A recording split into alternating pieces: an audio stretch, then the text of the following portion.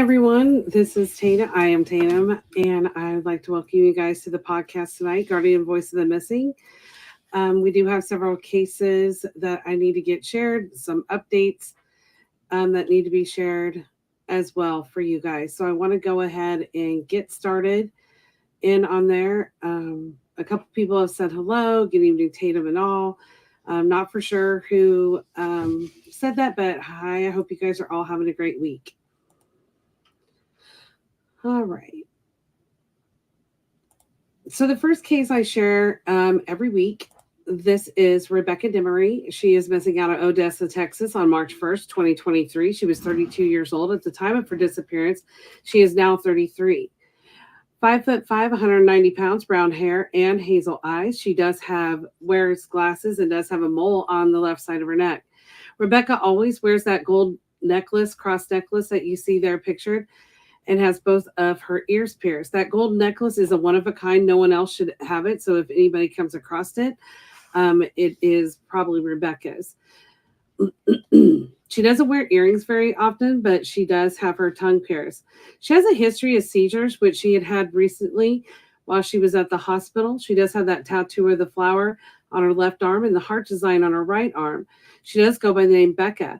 Becca had contact with her loved ones on a daily basis, and she last spoke to them on the phone on February 28th, 2023, when she called to see if she could get a ride home from the hospital. However, her loved ones were out of town and were not able to pick her up, but she was seen leaving the hospital with someone that day.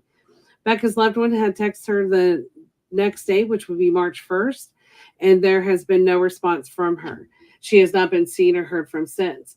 Rebecca was last seen wearing a long sleeve gray shirt with a plaid hem, black pants, and gray athletic shoes with a white sole that you could see pictured there. She was also carrying that backpack that was black and teal in color. She was last seen approximately at 3:50 a.m. in southeast Odessa, where she does not know anybody from that area. There have been many rumors that have gone around about like she'd had family there in Odessa, but has been found out not to be true. There is a person of interest in her case. Law enforcement has been very vigorous on her case in searching for her. And so far, they have not been able to locate her. Foul play is suspected in her case. And if you have any information regarding Becca's disappearance or you know her whereabouts, please call Odessa, Texas Police Department at 432-335-4609. Also, I wanted to share with you guys recently, there has been 4 billboards put up, one in Odessa, one in Midland, and can't remember the other 2. But if you guys see these billboards that have been put up, there is that $1,000 reward for her. Any information that leads to the whereabouts of Rebecca. And the picture on the right does show exactly what she was wearing. That was on a surveillance camera the night that she went missing. So I know the family is very grateful and thankful that somebody was willing to get a billboard up for her.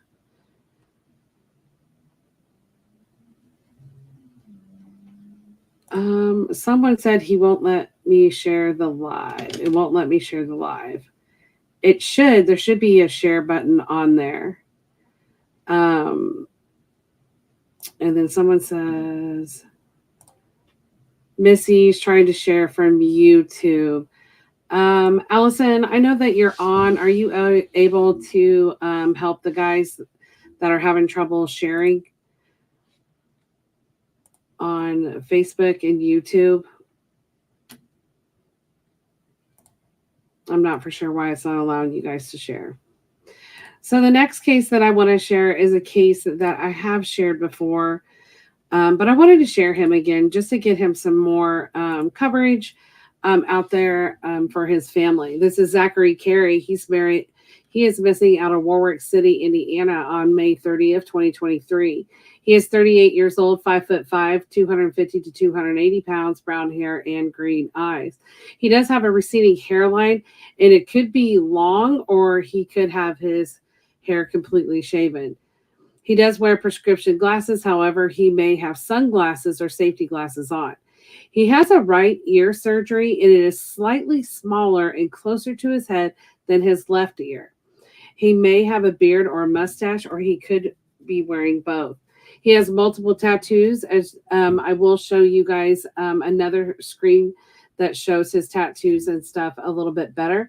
He has on his forearm Laura, and on his neck in cursive. He has 51, and in his left calf 50, the right calf. Rose on the upper right arm, about his forearm is a sleeve. Upper left arm tattooed with a rose and ribbons, and the name Jacqueline, and the dates 982 and April 1207. Inside his left upper arm, Vigilant Justice in cursive, and Suicide Soldier on his back shoulder blades in Old English. He may go by the name Zach Z, Zach Zip Tie, Crazy Carrie, Crazy 8, Marvin, Oliver Steele, or Superman. He has been diagnosed with schizophrenia, PTSD, bipolar, hypoglycemia, which is low blood sugar, and sleep apnea, and he is without his CPAP machine. He is believed to be without his medication and has not had any of them refilled since his disappearance.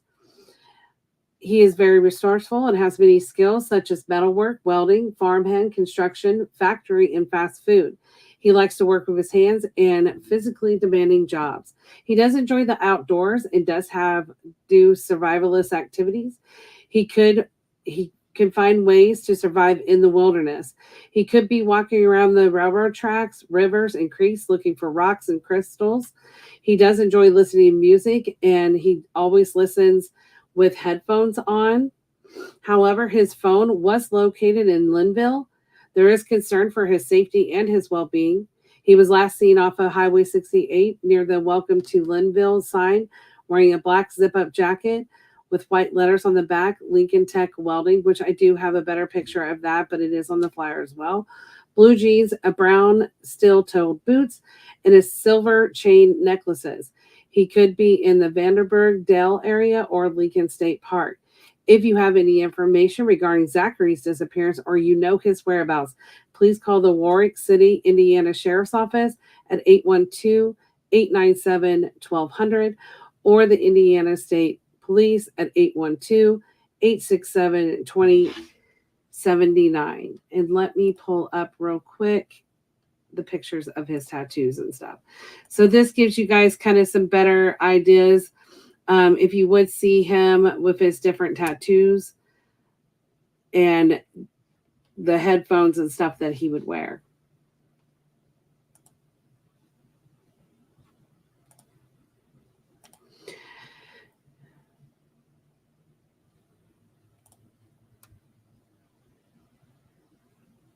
I'm glad, Gina, that you're home from the hospital, and I hope that you recover. And yes, we will continue to share your son as well and keep him out there.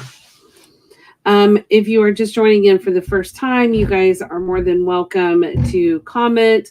There are a lot of families and loved ones that are on here. I always ask people to please be respectful and be careful with what you might be saying.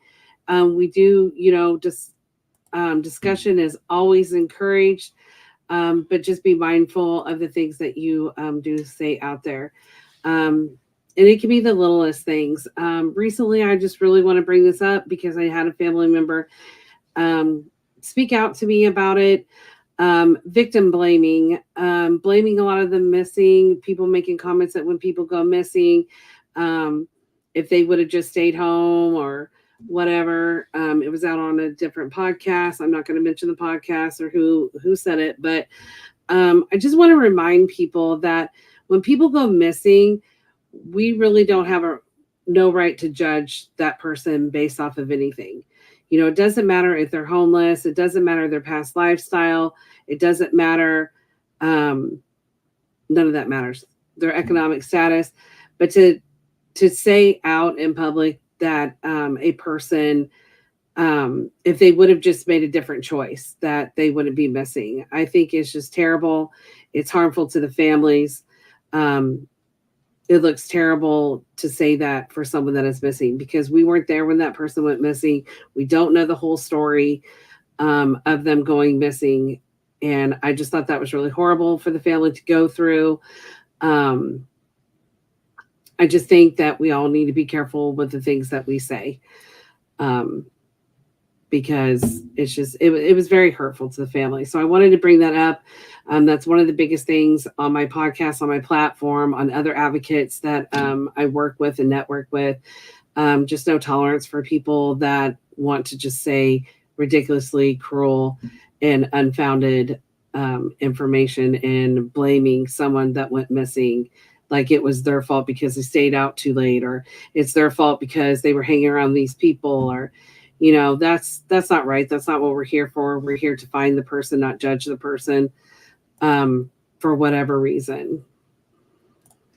Someone said they are all human beings. They all have people that love them and want them home safe. I 100% agree. I'm not for sure who said that, but thank you very much for sharing that. I 100% stand by that. 100%. This is another one that I have shared several times. Um, there's still no real update on Caitlin Woolery. She's missing out of Uniontown, Pennsylvania on November 23rd of 2023. She's 17 years old, 5'3", 115 pounds, brown hair, and hazel eyes. She does have her nose and her ears are pierced. It was wearing that beaded necklace with the name Blake on it and the cross necklace that is pictured there. She may go by Bug or Little Bit. She was last seen wearing a black hoodie, Crocs, and jeans around 1:30 p.m. on November 23rd. Of 2023, when she went to walk around the block in the area of the Oakland Avenue, which was by Uniontown High School in Uniontown, Pennsylvania. She had her cell phone with her, and it did last ping about 10 blocks away by the Potter's Bar around 11:15 on November 25th. Since then, it's been shut off, and they're unable to ping that location again. She has not been active on social media and has not been in contact with her friends or her loved ones, which is out of character for her. Loved ones are concerned for their safety and well-being, her safety and well-being. If you have any information regarding Caitlin's disappearance or know her whereabouts, please call 911 or the Uniontown, Pennsylvania Police Department at 724-430-2929. Like I said, there was a lot of concern with her safety and her well-being. And I know that her family is wanting her to come home. Hi, Miranda. How are you? And I'm just getting ready to share your loved one's case. All right. So I want everybody to wish John Paul Pardon. He goes by JP. That's how most people know him. He just turned 22 years old, I believe yesterday. I've been trying to help with JP's case, keeping the story out there, along with some other advocates. I think Misty's here tonight. She's another really big advocate. Justice in Missouri, they've been really huge advocates on his case. He's been missing from High Ridge, Missouri since May 16 of 2021. He's 19 years old at the time of his disappearance. He is now 22. He is 6 foot, 175 pounds, brown hair, and brown eyes. He does have multiple scars on his back and his right forearm. Like I said, he does go by the name JP. JP was last seen leaving his residence with two male individuals.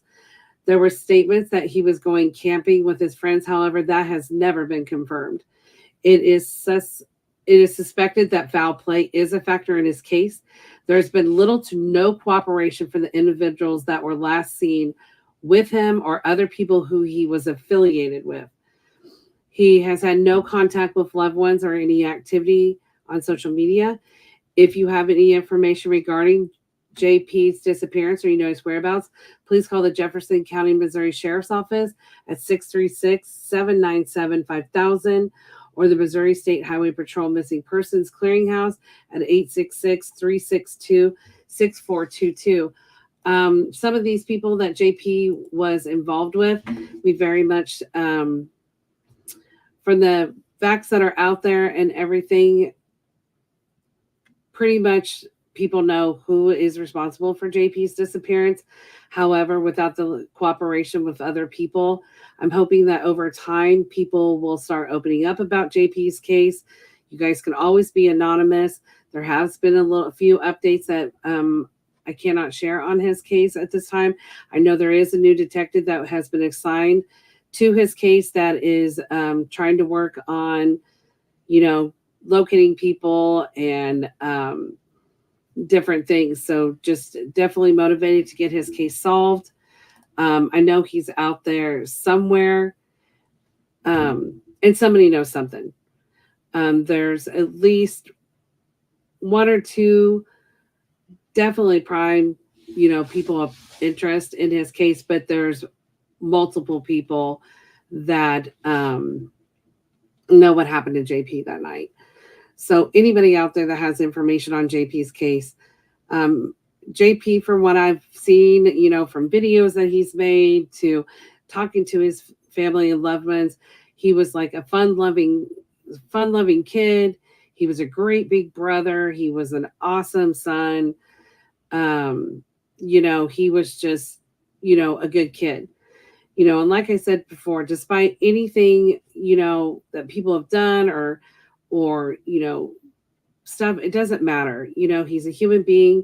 He's someone's son. He's someone's big brother. He needs to come home, and I'm hoping with the new detective on the case and hopefully people coming forward that we will get more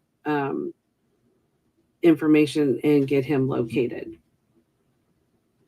So JP, if you're out there or anybody sees this podcast, if you know what happened, you can be anonymous, just come forward. It's time to bring him home. The other thing that I wanted to share, I did share this week. This is on the missing Guardian. I think missing persons alerts has this. I've seen several other people, either families or anything. This is a good flyer for everybody to be sharing. It's about, we're getting into the warmer season. A lot of people are out mushroom hunting, hiking, fishing and stuff. So this basically is just a flyer for people to look at, to be, more conscientious of what, when they're out there in the outdoors and stuff, for them to kind of check your environment and see, what's out there. If you see anything out of the ordinary, such as clothing, shoes, jewelry, phones, purses, other personal items, construction materials, bedding, all sorts of stuff, appliances and stuff, it's probably good to maybe, contact law enforcement. If you see a vehicle or license plates, that also is something good to contact law enforcement because it could pertain to a missing person. So if you guys, this is in the resource folder on both the Guardian pages, and it should be out on the unidentified page as well. Like I said, if you guys could get that out and shared, it just gives really good tips for what people need to be looking for. The next case is Angela Lynn Williams. She is missing out of Pass Christian, Mississippi on July 10th, 1995. She was 21 years old at the time of her disappearance. She is now 50, 5'4", 110 pounds, brown hair, and brown eyes. She always wore a small gold class ring.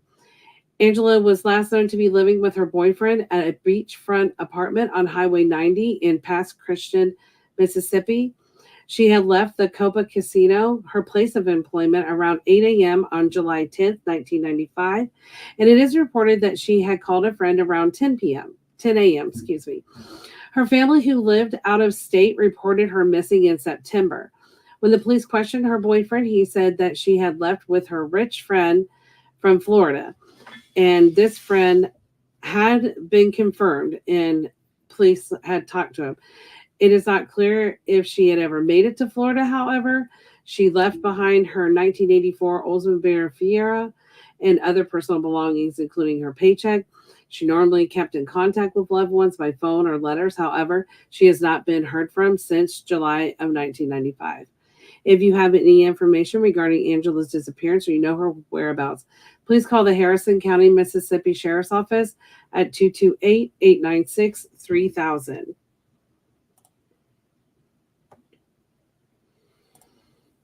This is the case that I have shared before, and I wanted to share it again, and it has been updated.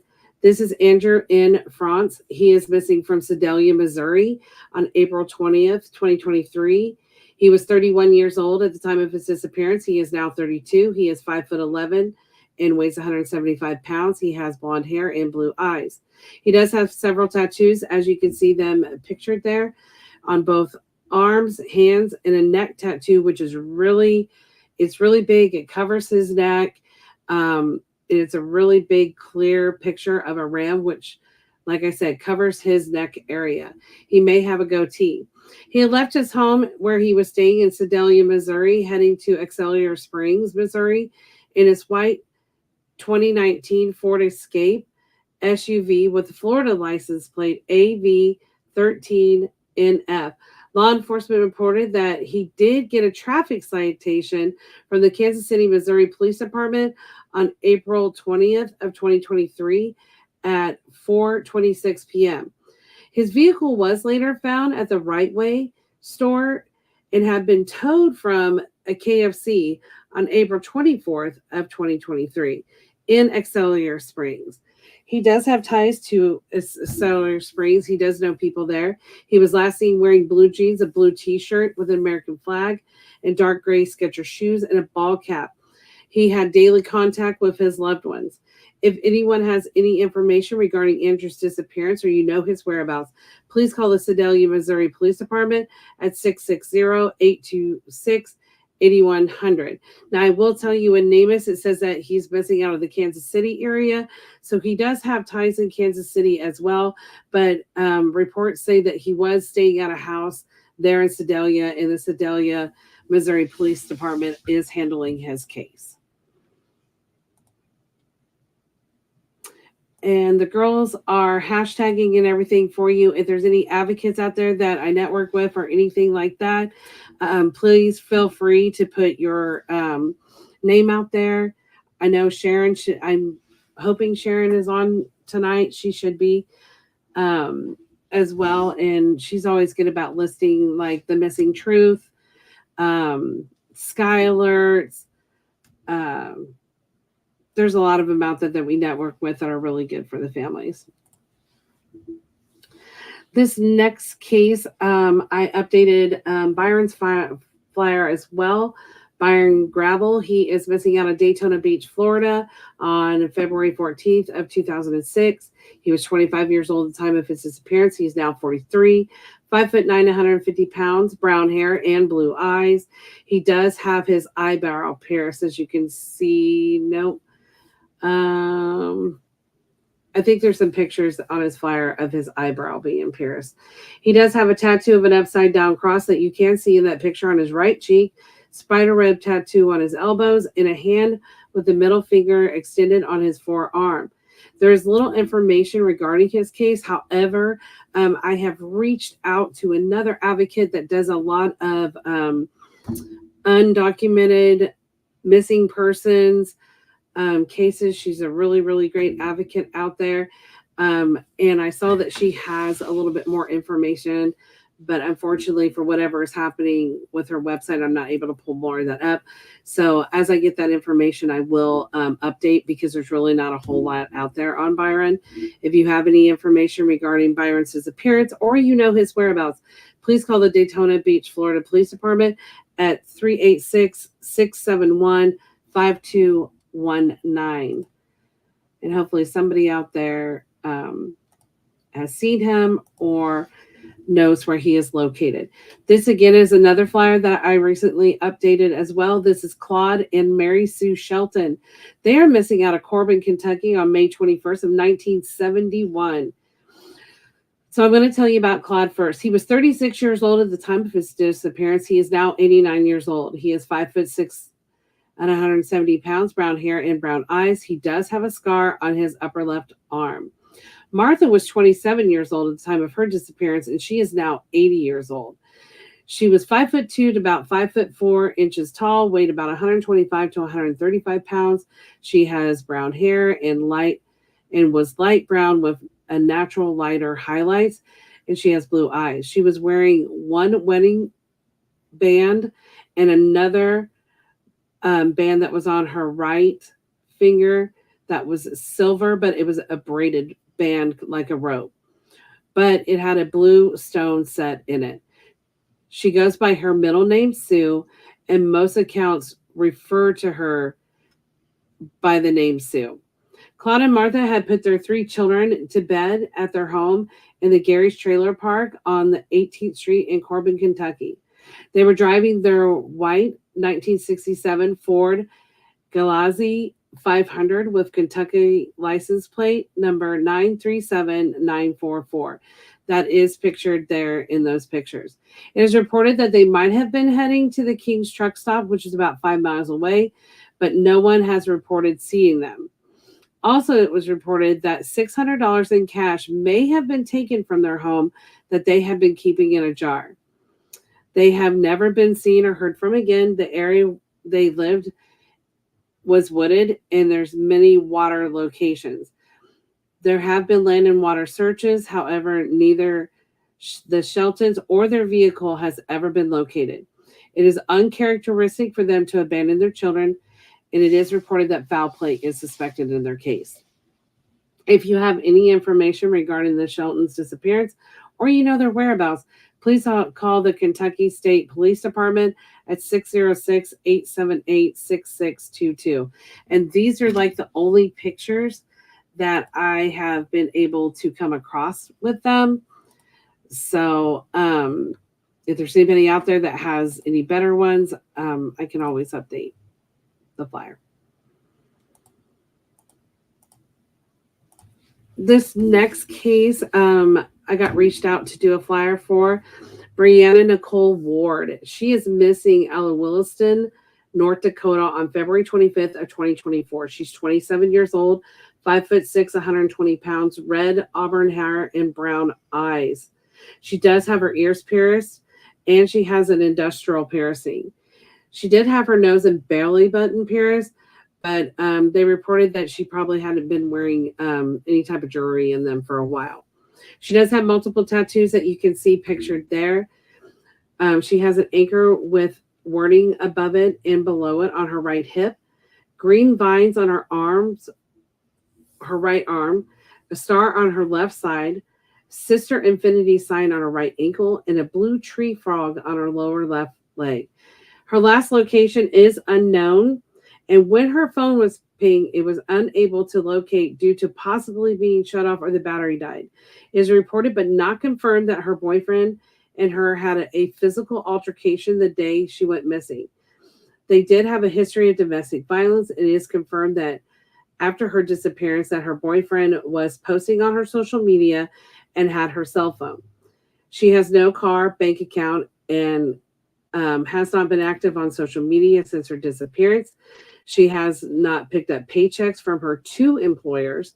Her boyfriend has not been cooperative and was to appear in court on March 28th of 2024. I have not heard what has happened with this court date.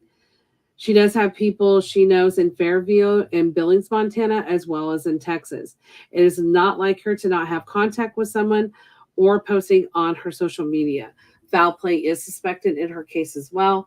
If you have any information regarding Brianna's disappearance or you know her whereabouts, please call the Williston, North Dakota Police Department at 701-577-1212. And hopefully someone out there knows something and we can get her located. The next one that I need to share with you guys, because there is an update in Eric Footy's case. So I'm going to go over the flyer first, and then I'm going to talk to you guys about the update. So Eric Footy, he is missing out of Washburn, Maine on January 30th, 2024. He is 39 years old, 5'10", 155 pounds. He has brown hair and hazel eyes. He does have a sun tattoo on his chest and a tribal on his shoulder down his right arm. He did have brown chin hair at the time. He was last seen wearing a short sleeve black t shirt and jeans and was in a mental crisis stage at the time. It was freezing cold then. He did not have no coat, money, wallet, phone, transportation, or resources. It is reported that several people had tried to get him help and that law enforcement took him to Pecresque Island Hospital. However, it was confirmed that he was never taken there and no ambulance was called to help him. He was a daily smoker and he was last seen on Washburn Road in Washburn, Maine, and dropped off by the Washburn Police Department. He does know people in Caribou, Maine. There is a possibility that he may have been heading there. However, there are so many open fields there that I know family has been really looking for support and people to help search those areas. Loved ones are concerned for his safety and his welfare. Loved ones, like I said, are asking anyone to help check those areas, those open fields and surrounding areas to help locate Eric. If you have any information regarding Eric's disappearance or know his whereabouts, please call 911 or the Aroostook County, Maine Sheriff's Office at 207-532-3471.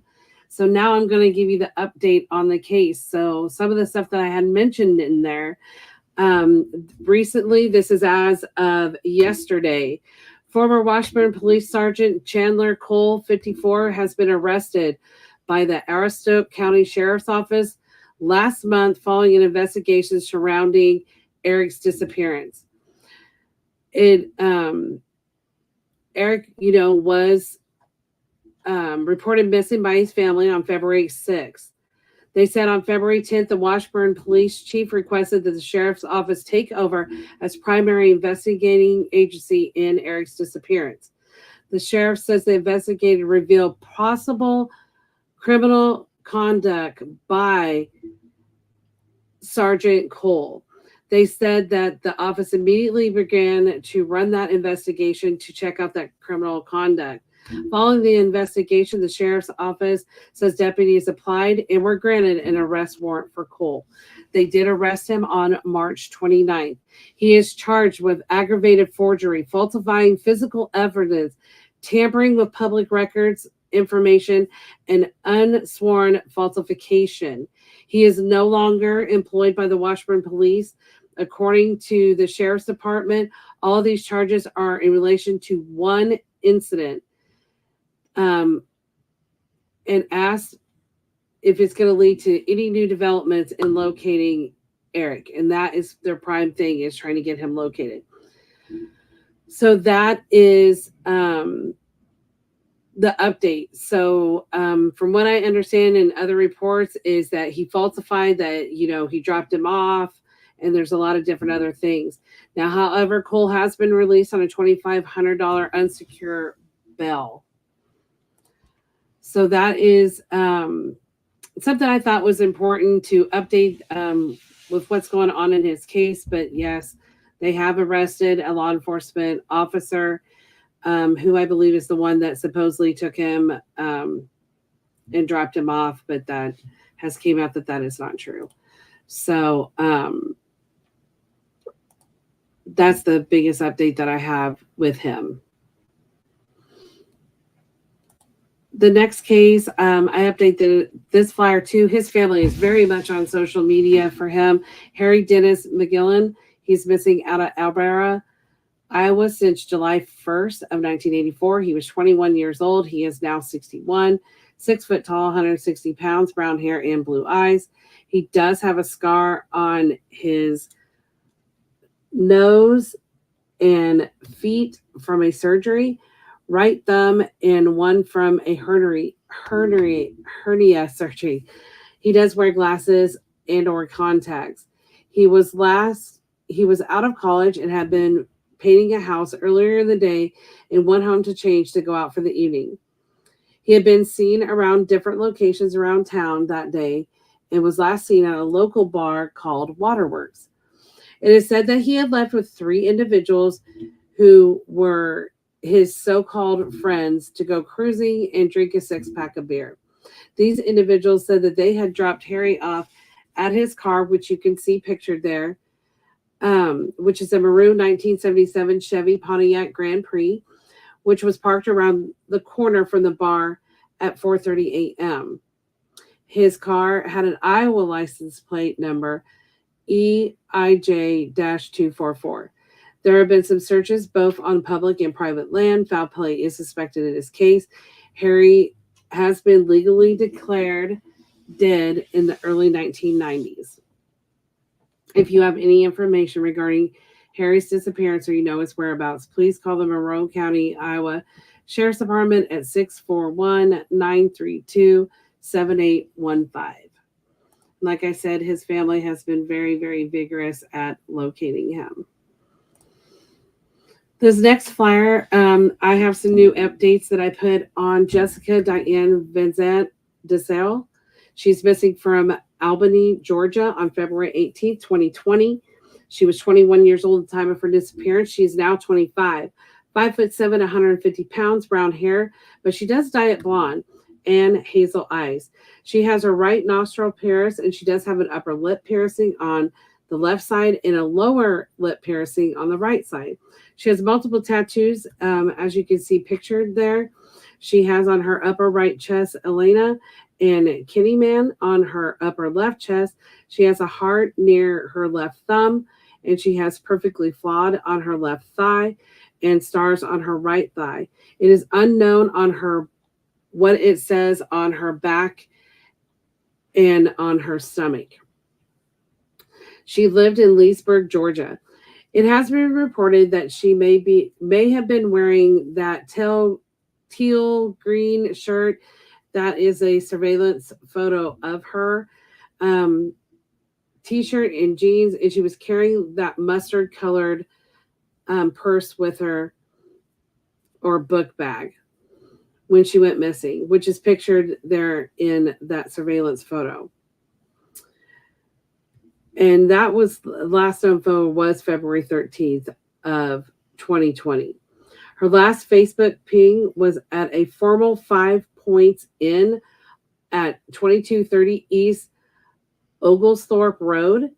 There is no video of her coming and going at the motel due to footage being overridden.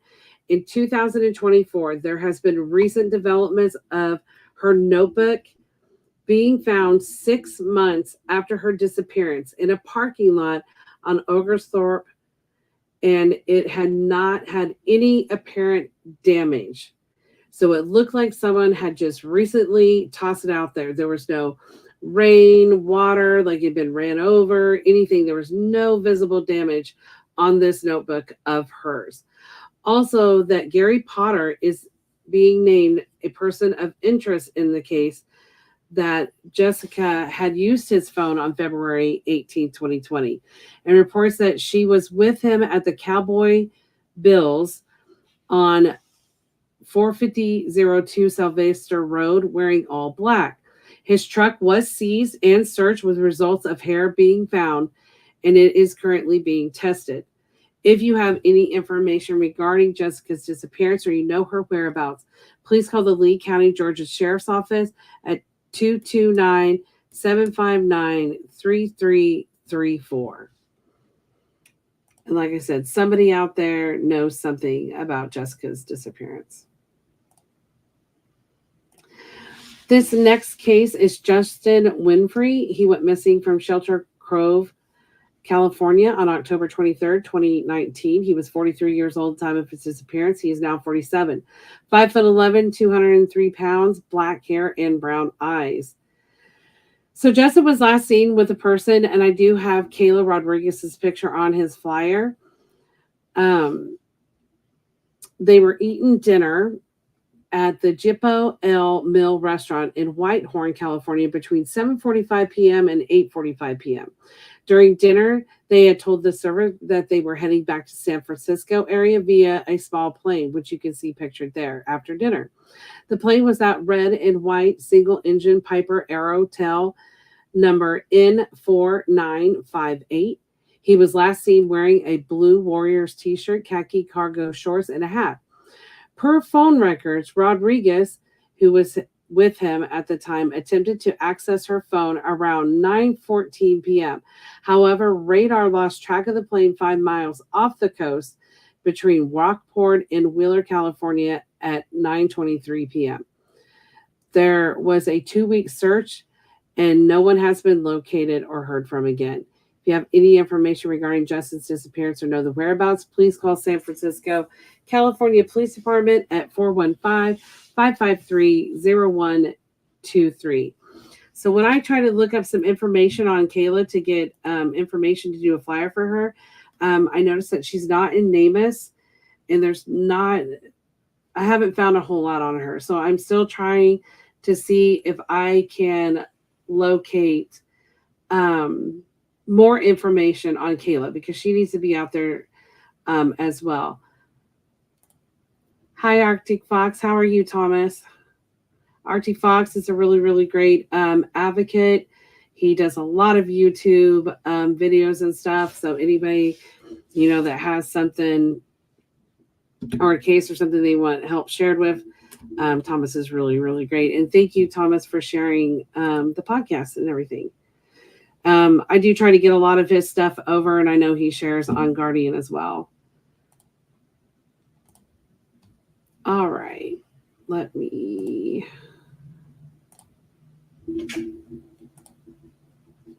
Uh-oh. Okay. Sorry about that, you guys. All right. So the next case is Matthew Benjamin Gover. He is missing out of Adrian, Michigan on July 27, 2023. He's 40 years old at the time of his disappearance. He is now 41, 5'8", 165 pounds, brown hair, and brown eyes. He has a scar on his abdomen, possibly on his left side, from a puncture wound he received in 2000. He does have a tattoo of a cross on his chest, initials MBG, which is in an unknown location, and a black armband on his left bicep. He lives in Hamsburg Township and has had no contact with family since July 26 of 2023, when he called to let them know that his vehicle had broken down. It was later determined he was in Raisin Township, Michigan at the time. He may be experiencing a mental health crisis at the time and was transported to the Hickman Hospital, where he walked away from that facility. Matthew did not have his cell phone or his wallet at the time of his disappearance.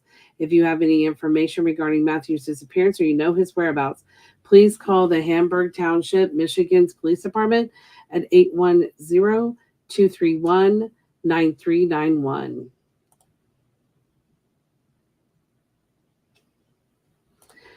This is a case that I have shared before, and I wanted to share again.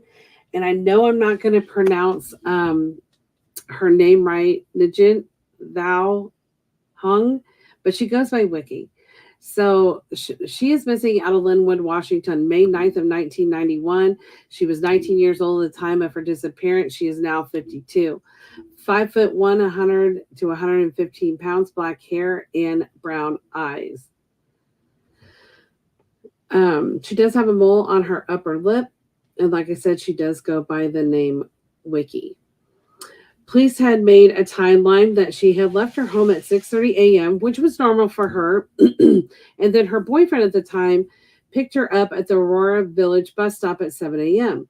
He would then drop her off at the college campus by 7:15, and witnesses say they did see her go into her math class at 7:30 a.m. There was a $20 withdrawal from her bank account at the college at 8:30 a.m. She never made it to work later that day, and she never came home. The boyfriend at the time was 12 years older, and he was married. He had given a statement that she had told him that she was being assaulted on multiple occasions by different people. However, when the police tried to find the individuals or the cases, there was no records of these individuals had ever existed, and the case reports never existed with law enforcement or at any hospital at the time this had occurred. The day she disappeared, he also called the family's home, which was out of the ordinary. She had a letter to a friend prior to her going missing that he had left his wife. However, It was proven that at this time he was still married. There have been possible sightings since her disappearance. However, none of them have been proven to be her. There was a credit application that had been filed around the time she disappeared. However, it has not been confirmed when it was actually filled out. So if you have any information regarding Wiki's disappearance or you know her whereabouts, please call the Linwood, Washington Police Department at 425 670 5600. And that is an age progression photo that has been done for her. So anybody out there that has information, please come forward. This next case is Ruth Jackson Jenkins. She's missing out of Pineville, South Carolina. I just updated her flyer as well. She's 5'6". She 135 pounds. She was 77 years old at the time of her disappearance. She's now 79, black hair and brown eyes. She does wear glasses and they are black the last time that she was seen. She does suffer from a cognitive impairment and requires medication. She was last seen wearing a light gray or white shirt and blue jeans, walking in the 1800 block of Highway 45 in Pinesville area of Berkeley County, South Carolina, around 2 p.m. She's also known to wander around, but has never been gone this long. There is concern for her safety. If you have any information regarding Ruth's disappearance or know her whereabouts, please call the Berkeley County, South Carolina Sheriff's Office at 843-719-4465. This next case that I'm going to share, I share every week, and I will continue to share until Dana Jane Bruce is located. She is missing out of Sedalia, Missouri on October 4th, 2008. She's 23 years old. At the time of her disappearance, she is now 38. 5'2", 98 pounds, brown hair, and green hazel eyes. She did have red highlights in her hair at the time of her disappearance, and her hair was shoulder length and wavy with bangs. She is blind in her left eye. She does have both of her ears pierced. She does have a 2-inch scar along her lower spine and a staple scar on her right shoulder. She does have that tattoo that you see pictured up there on her upper left arm with a teddy bear with wings and the banner that says Dylan. She was last seen wearing a black shirt with Rebel on the front of silver lettering and blue jeans, leaving her children's babysitter home. And when she left them earlier that day, she was going to go out for like the first time like ever to have some time to herself. She went out to go to an anniversary party at Malone's Bar on Main Street. And she had been with a young man that was driving a late model red Ford F-150 pickup. They went to the babysitter's home where she could give the babysitter some more money and stay out a little bit longer, but not, ask the babysitter to keep them so she wouldn't have to wake up the kids when she came to pick them up. However, and they went back to the bar. So the police did identify the man that she was seen with that night that had, taken her. And he had traveled to Atlanta, Georgia. He was a contractor there working on a project there in Sedalia. And they had questioned him after he did get arrested on some unrelated charge of marijuana possession and driving on a suspended license. He has never been named publicly, but police are calling him a person of interest.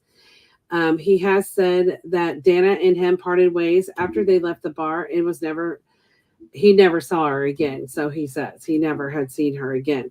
However, it is known that, she was with other individuals with the bar that night, and that she had left with 2 male individuals there in the Sedalia area in a red truck.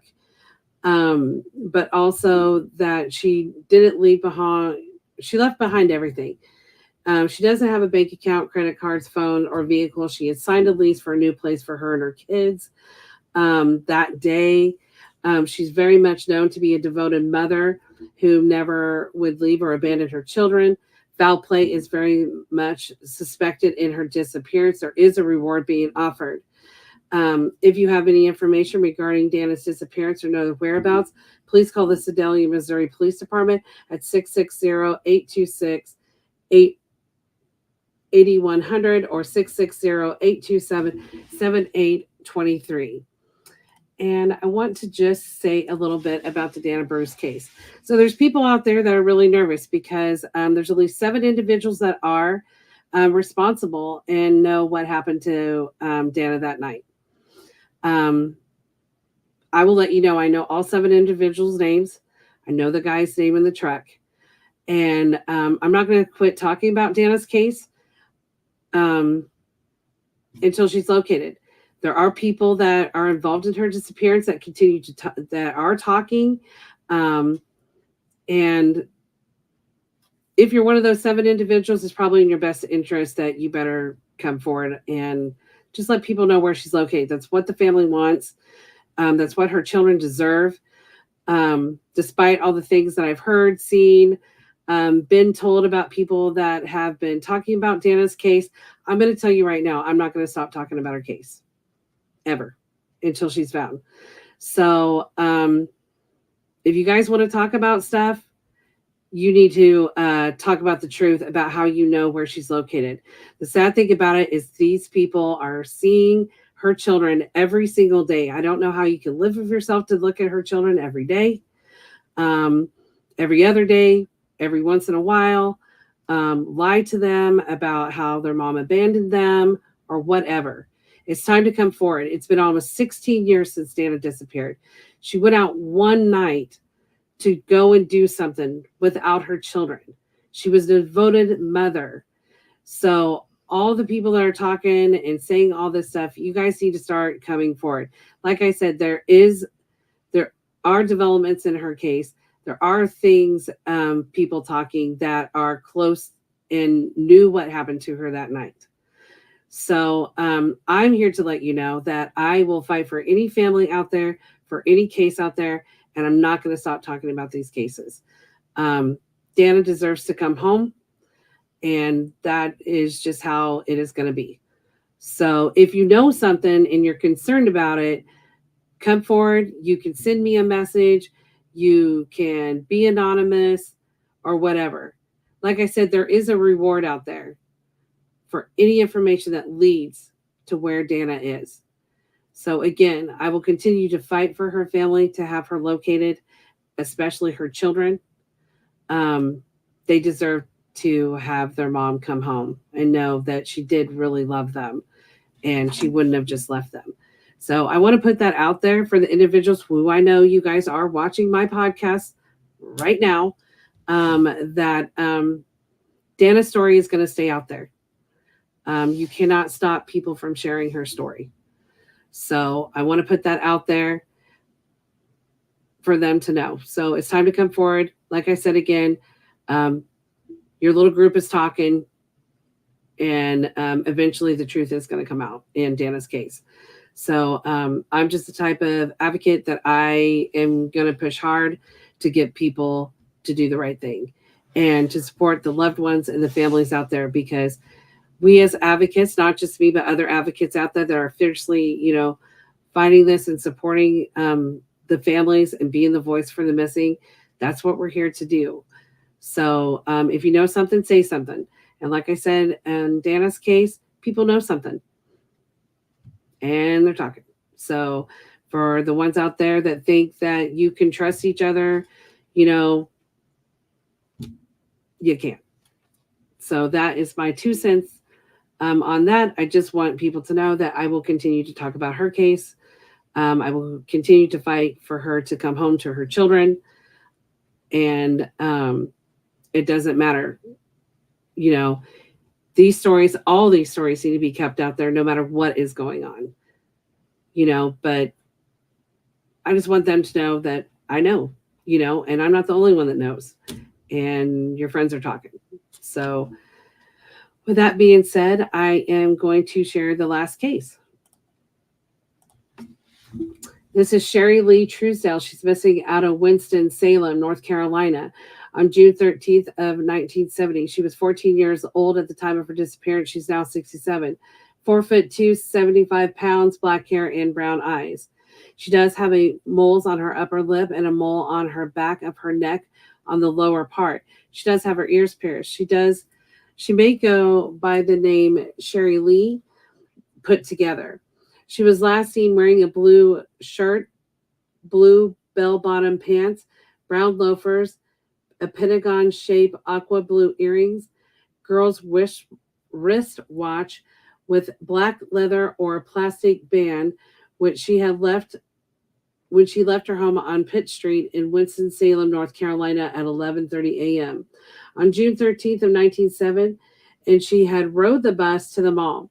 So she had went to the mall to buy some school supplies, donuts for her older sister, make some payments on her mom's charge account at the Rayless department store. She was last seen by a clerk at the Rayless department store at 4:30 p.m. She has never been seen or heard from again. She is described as a quiet and studious girl and had just won a scholarship to attend a summer fine arts program at Mount Tabor High School. If you have any information regarding Sherry's disappearance or know her whereabouts, please call the Winston-Salem, North Carolina Police Department at 336-773-7700.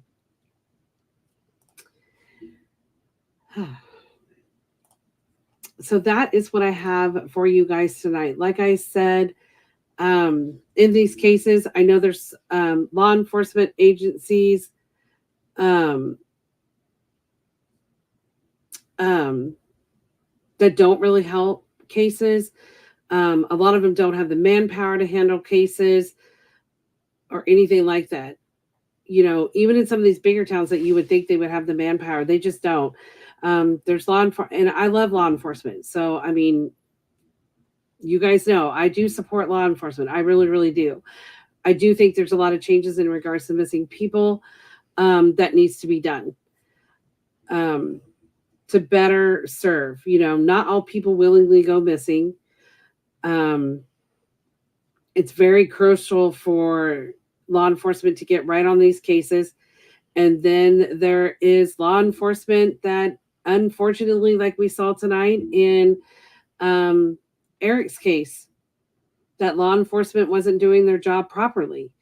And that happens. We've seen that with the 120 bodies in Mississippi that are buried behind, you know, law enforcement. You know, I'm a huge supporter of law enforcement. However, I'm a huge supporter of good law enforcement that follows the rules, law enforcement that does what they're supposed to be doing. And unfortunately, in some of these cases, law enforcement has involvement. And I think that's very sad and unfortunate, because the good officers that are out there that are doing what they're supposed to be doing, that are following and not saying they're above the law, they have a hard time, you know, and I'm hoping there are some agencies that are definitely changing the way they look at missing person cases. They're trying to get missing persons units. They're trying to get all their officers trained to understand how to handle missing persons cases and stuff like that. So, like I said, I really feel for the family, not just in Eric Fuss's case, you know, to find out that law enforcement did not do their job correctly for whatever reason. As of right now, you know, we don't know what that reason is, why this officer decided to falsify information in his case. I pray that Eric will be found, as well as all the other thousands of missing persons cases out there. Like I said, I'm very fierce on supporting the families out there, supporting advocates out there. There's not always good advocates out there. You have to be careful who you talk to your cases about, what information you release, stuff like that. Like I said, a lot of these cases, I know a lot more information, but unfortunately I can't share that. But know that some of these cases are moving forward, slowly sometimes, but moving forward. I was happy to hear about Dylan. Not happy. I was happy for the family and the fact that Dylan Rounds out of Utah was located. I know his family has fought hard to locate him. There already is a person in jail and has been charged with his murder. But for me, I was just, when I say happy, I'm just that the family now has him home. He's able to come home. They're able to hopefully start healing from their loss and know where he is.